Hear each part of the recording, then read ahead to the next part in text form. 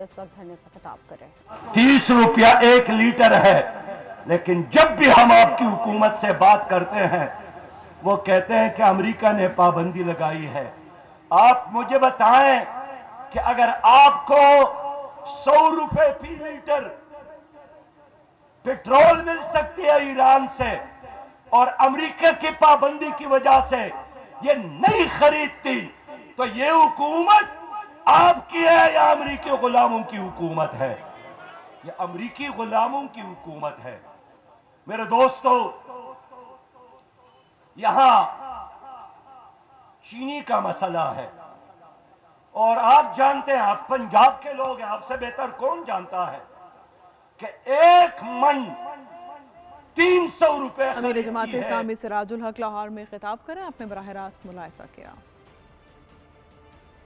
मुल्क भर में बिजली चोरों के खिलाफ क्रैकडाउन